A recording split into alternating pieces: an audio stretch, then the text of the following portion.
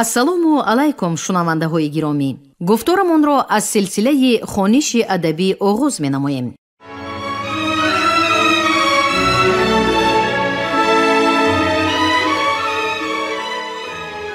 ба таваҷҷӯҳи шумо китоби якуми асосгузори сулҳу ваҳдати миллӣ, пешвои муаззами миллат, президенти ҷумҳурии Тоҷикистон муҳтарам Эмомалӣ Раҳмон забони миллат ҳастии миллат таҳти унвони ба сӯи пояндагӣ дар қироати корманди шоистаи Тоҷикистон Ализода Абдурашид Хуҷамқул. гуфтори 11.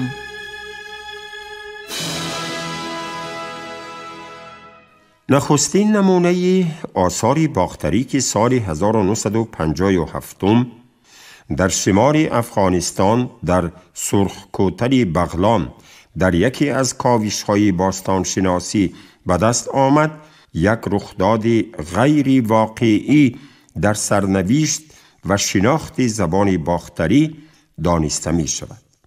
پس از کشف کتیبه سرخکوتل در 25 سطر سال 1957 برخی از خصوصیت زبان باختری دوران میانه از راه مقایسه با دیگر زبانهای متروک و معاصر شرقی ایرانی معین کرده شد. کشف متن سرخکوتل با آموزش زبان باختری آغاز بخشید.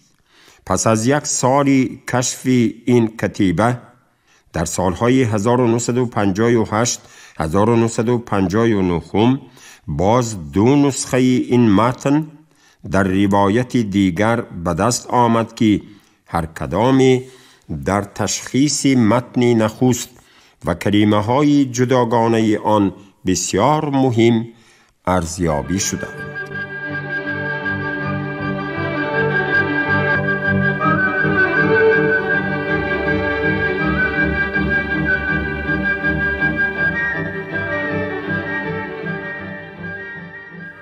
زبان باختری زبانی ساکنان سرزمین باختر یا تخارستان عصرهای میانه بودند. از ابتدای هزاره اولی پس از میلاد تا سده 6 میلاد با نام آریایی یاد می شود و بعد از به تخت نشستن شاه کنیشک سال 30 بعد میلاد زبان رسمی دولتداری 3 شاخه سلطنت کوشانیان کبیر، کیداریان و هیتاریان بود.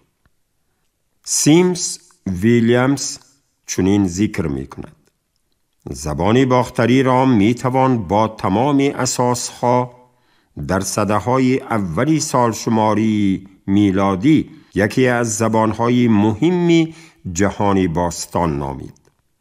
همچون زبان مادری شاهان کوشانی، این زبان برای تمام مردمان ساکن شاهنشاهی پهناوری کوشان که سرزمین‌های امروزی افغانستان، هندوستان شمالی و همچنین بخش از آسیای میانه را در بر می‌گرفت مفهوم بود. حتی پس از شاهنشاهی کوشانیان 600 سال دیگر با این زبان می نوشتند که بازیافت‌های پیدا شده از عصر 11 در وادی توچای پاکستان و دستخطهای بودایی و مانوی با خط و زبان باختری در منطقه‌های دوردست تورفان در خطای غربی از آن شهادت می‌دهند. همین طریق استفاده زبان ادبی باختری قریب 1000 سال ادامه داشته است.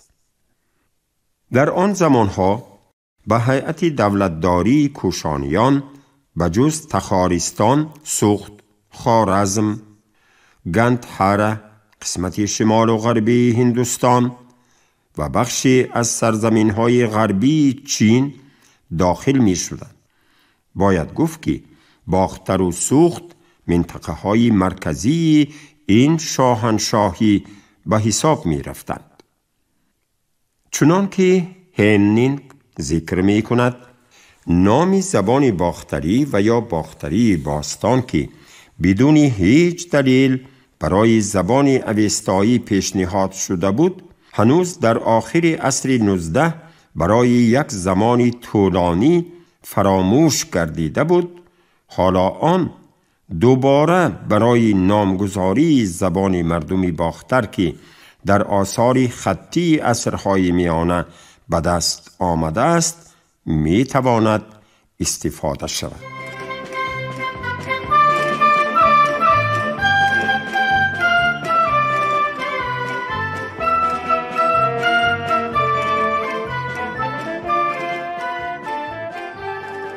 این زبان از طرف کنیشک شاه کوشان اول هزاره میلادی در کتیبه رباطک آریایی نامیده شده است. این زبان حدوداً تا اولهای دوره اسلامی وجود داشته است. از جمله سمعانی قید کرده است که زبان با الفبای مخصوص هنوز در عصر 12 در خودتلان وجود داشته است که در اینجا اساساً سخن درباره زبانی می رود که خط آن از خط عربی اساس فرق می کرده است. در میانه سده 20 وقتی که خاورشناسان بیشتر به تحقیق زبانهای ایرانی مشغول بودند، از این زبان فقط کتیبه سرخکوتل و یک چند نوشتجات بالای ظرفها و سکه ها وجود داشت. ولی در مدت 50 سال آخر از این زبان زیاده از 200 نوشتجات و کتیبه بیشتر در افغانستان و تاجیکستان و ازبکستان پیدا گردید که خوانش آنها در علم زبانشناسی ایرانی انقلابی برانگیخت.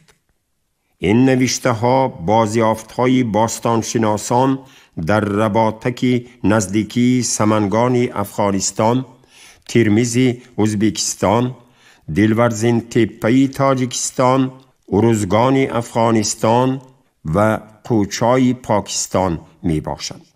زبان باختری کوشانی از لحاظ ساختار یک زبانی در حال گذر به زبان گروه تحلیلی آنالیتیکی می باشد. به هر حال در ابتدای عصر 7 میلادی وجود داشتن الفبای یونانی اساسی باختری و خود زبان باختری تخاری را سیاح چین سیوان سیزیان که سالهای 30 عصر 7 هم سوخت و هم تخارستان را دیده چنین یادآور شده است.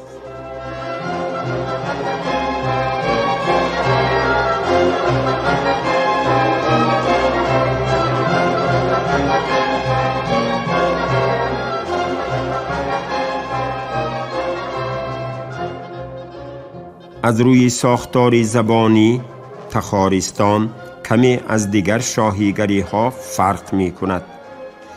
شماره حرف های خط 25 تا حساب می شود. آنها به هم آمده ترکیب های گوناگون را تشکیل می کنند.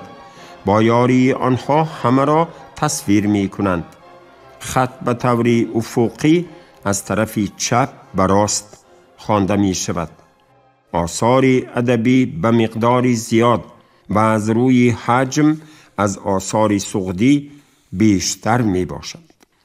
درباره مناسبت بین همدیگری زبانهای باختری و سغدی باید همین را گفت که سغد و باختر ولایت‌های مرکزی کوشانیان به حساب می رفتند و طبیعی است که زبان باختری همچون زبان رسمی دولتداری کوشانیان در مدتی تقریباً 500 سال حکمرانی کوشانیان بزرگ کیداریان و هیتاریان از ابتدای هزاره اول میلادی تا سال 570 میلادی در برابر دیگر زبانهای قلمرو آنها و زبان سغدی تأثیری بیشتری داشته است. زبان باختری در این زمان نقش فرهنگی خیلی بزرگی بازیده، یک جایه با زبان سغدی برای انتشار و پهن کردن تمدن و فرهنگ ایرانی به منطقه های دیگری آسیای مرکزی و شرقی سهمی بزرگی داشته است. طوری که محققان قید می کنند زبانهای باختری و سغدی قانونمندی های عمومی آوایی فنیتیکی دارند. بناهن تا به حال به طور مشخص معلوم نیست که کدام از اقتباس های واژگانی به زبان باختری یا به زبان سغدی تعلق دارد.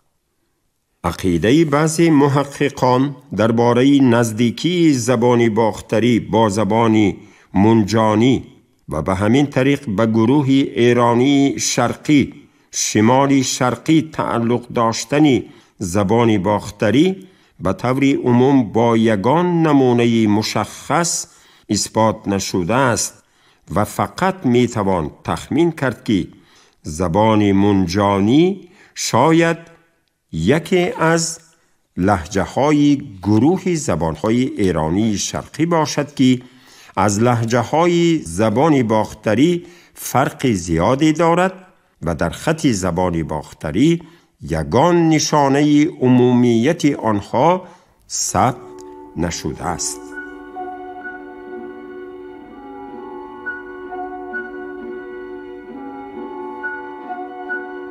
باید گفت که تغییرات صفتی زبان باختری از بین رفتن علامت‌های جنسیت و مرفیم‌های شکل و کلمه ساز، تصریف چندگانه فعل‌ها، نابود شدن حصه‌چه‌های کلمه ساز، موجود بودن بندک اضافی و غیره به آن آورده رساند که این زبان از ابتدای هزاره اول میلادی به تحولات عمیقی دچار گردد و آن آهسته آهسته طرز تغییر یافت که سال 725 میلادی زبان پایتخت آن شهر بلخ به شکل تاجیکی فارسی دری در آمده از آن اولین نمونه شعری هجایی تاجیکی در شکل ایجادی دهانی از خودتلان آمدی باقی مانده است. همین طریق می توان گفت که فرضیه های داهیانه خانیکف و دیگر عالمان که در نوشت مورخان چینی با هم خیلی قرابت داشتن یوئیج، دایوئیج و تاجیک را ذکر نموده اند، باز تحقیقات مفصلی زبانشناسان و متنشناسان را تقاضا دارد. ولی به اندیشه ما به هر صورت در اتنوگنیز خلقیت تاجیک شرکت داشتن کوشانیان و قوم آریایی تباری یوئیجی ها نباید باعث شبهه گردد، زیرا دوره دولتداری کوشانیان یکی از درخشان ترین سلسله دولتداری نیاگان آریایی تاجیکان در آسیای مرکزی بوده. در تشکل تاریخی خلقیت تاجیک و همچون ملت جداگانه به کمال رسیدن آن سهمی بغایت بزرگ دارد.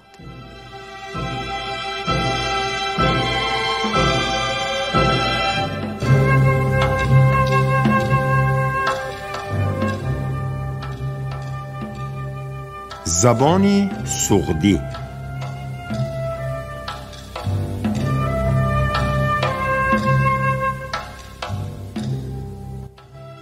زبان دیگری شرقی ایرانی، زبان سغدی، در برابر زبان باختری در سرزمین تاریخی سغد در تشکل خلقیت تاجیک نقش مهم دارد.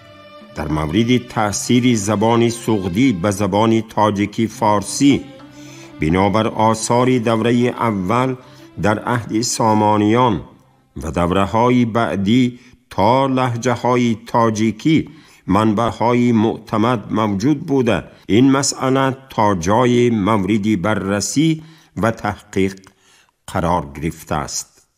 زبان سغدی بنابر آثار تاریخی و جغرافی یونانی، عربی و فارسی در دوره اولی تشکل زبان تاجیکی در عهد سامانیان و قرنهای بعدی نقش بزرگ دارد که تعداد فراوانی چنین واژه‌ها را در آثار ادیبان ماوراءالنهر از مواد خیلی جالب لغت فارسی اسدی توسی میتوان پیدا کرد. تعداد بیشتری واژه‌های سغدی و یا کلمه‌های مربوط به دیگر زبان‌های محلی شرقی ایرانی ماوراءالنهر و بخشی از خراسان که در آثار دوران اولی دری زیاد به مشاهده می رسد، در برخی از لهجه‌های زبان تاجیکی تا به امروز استفاده می شود.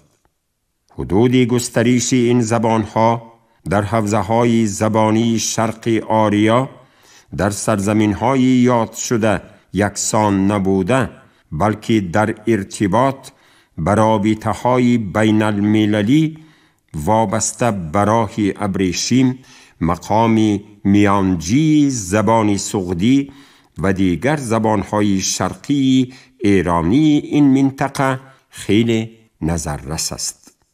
دست‌نویس‌ها و آثار زبان سغدی که امروز در مرکزهای علمی و کتابخانه‌ها و آثارخانه‌های سنت پترزبورگ، برلین، پاریس و لندن نگهداری می‌شوند، دلیل چگونگی رشد این زبان تا دوران اسلامی بوده است.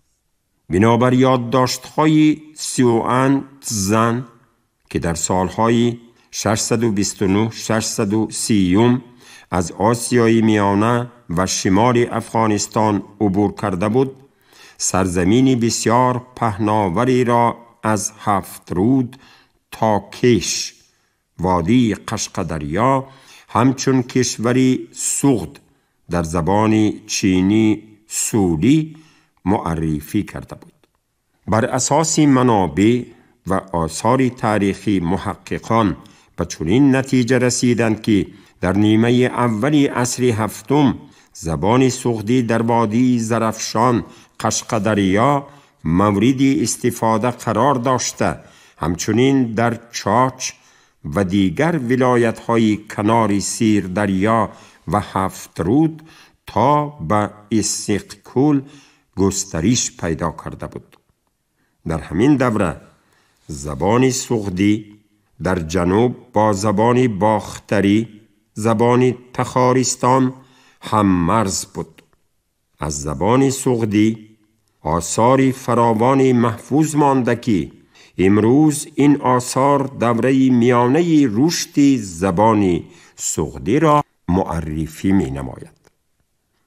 برخی از مسائل کاربرد واژه‌های اقتباسی سغدی در آثار کلاسیکی زبان تاجیکی و لهجه‌های آن نیز تا به جای مورد آموزش قرار گرفته است که این همه می تواند موقع زبان سغدی را در میان لهجه‌های محلی ماوراءالنهر معین نماید.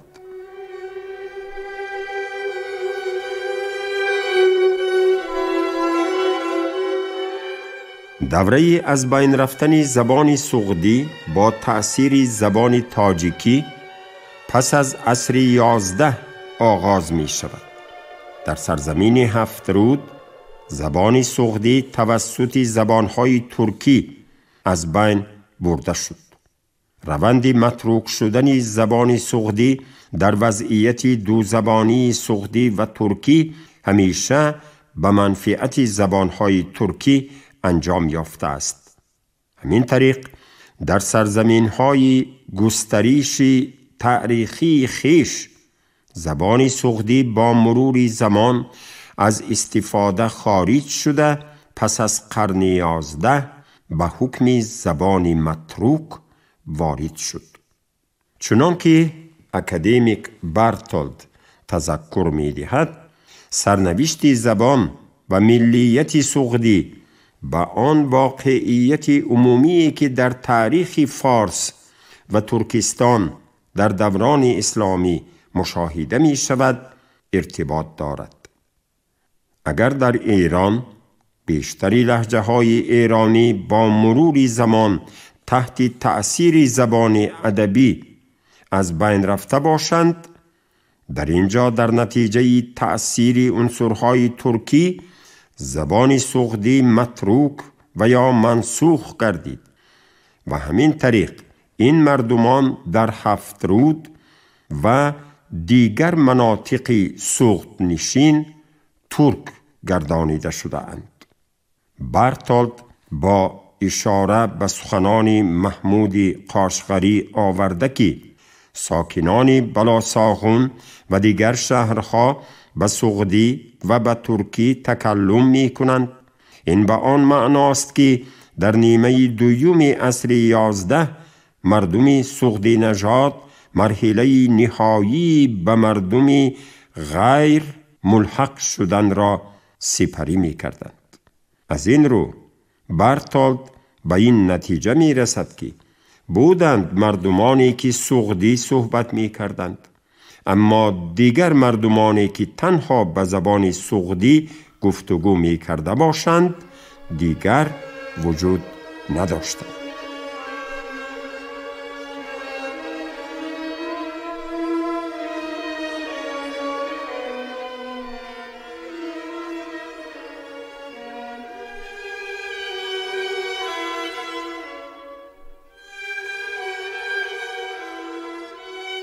کتیبه های اولین به زبان سغدی در ابتدای سده 20 در ترکستان شرقی ترفان که دارای متنهای بودایی، نصرانی و مانوی می باشند آشکار گردیدند.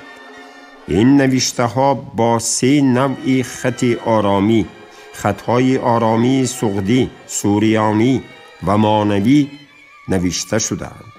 سال 1933 در قلعه موغ تاجیکستان یک سلسله سندهای دیگر که از حجتهای حقوقی، مأموری و غیره عبارت بوده و با نام بایگانی دیوشتیچ نیز معروف است پیدا شدند.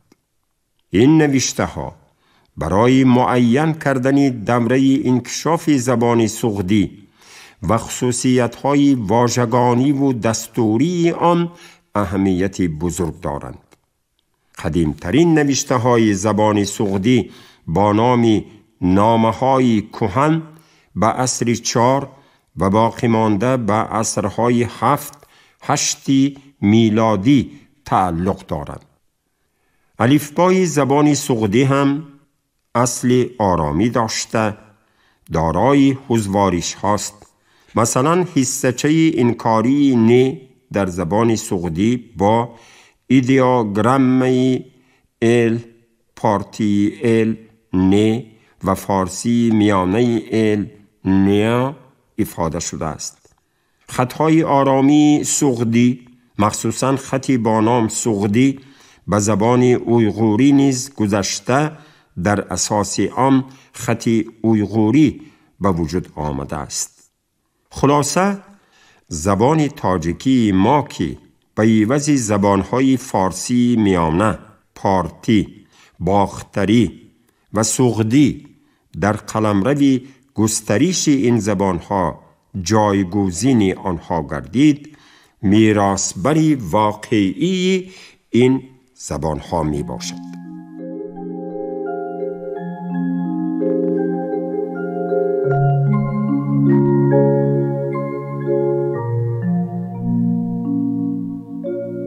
باب دوم،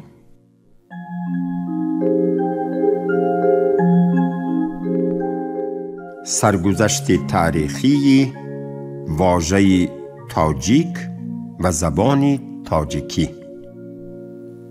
زیر فصل 1، استقلال و مسئله های تاجیک شناسی.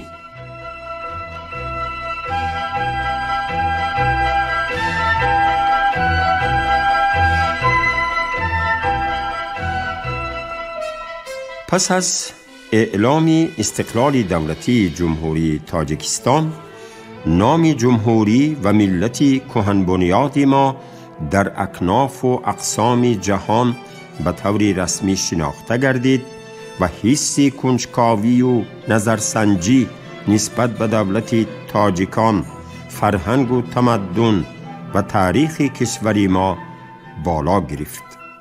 سوال به میان می آید که ما کیستیم و از کجا آمده ایم؟ معنای واژه تاجیک که با این واژه ملت، زبان و کشور ما نامگذاری شده است چیست؟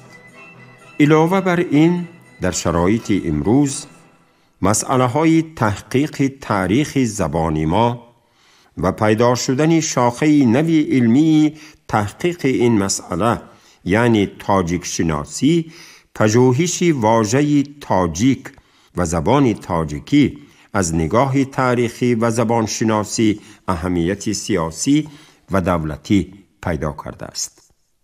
این است که باید تحقیق و پژوهش جنبه‌های گوناگون تاجیک شناسی بیش از پیش تقویت یابد، زیرا در برابر اهمیت علمی و عملی این مسئله بیشتر خصوصیت سیاسی، دولتی، اجتماعی و فرهنگی پیدا می کند.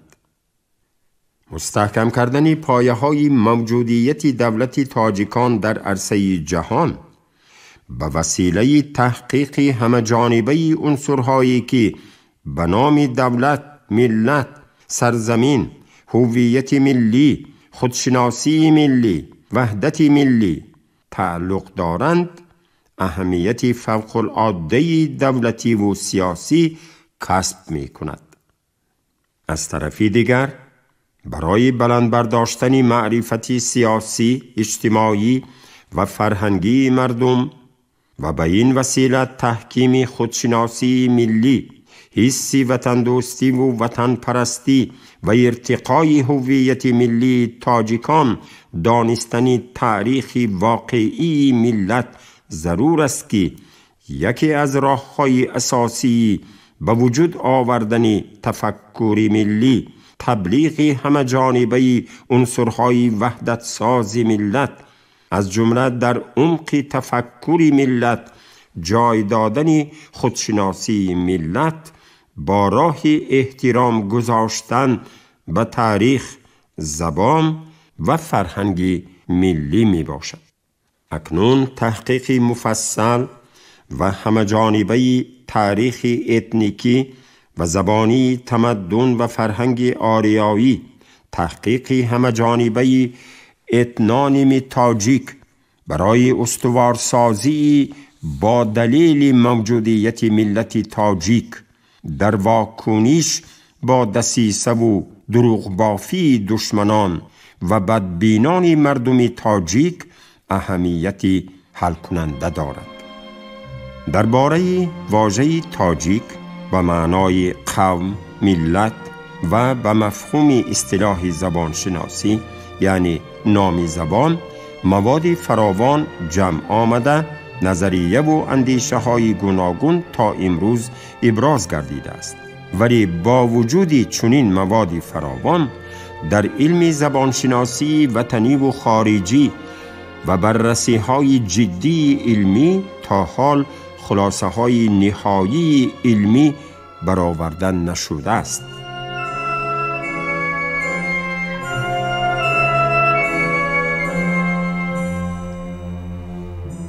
شما گفتار 11 را از روی کتاب یکم اساسگذار صلح و وحدت ملی، پیشوای معظم ملت، پرزیدنت جمهوری تاجیکستان محترم امامعلی رحمان، زبان ملت هستی ملت، تحت عنوان به سوی پایندگی در قرائت کارمند شایسته تاجیکستان علیزاده عبدالرشید خوجمپول شنیدید. کارگردان شیرعلی نزلی، صدابردار نگینه خیرالله. پایان گفتار از سلسله خوانش ادبی.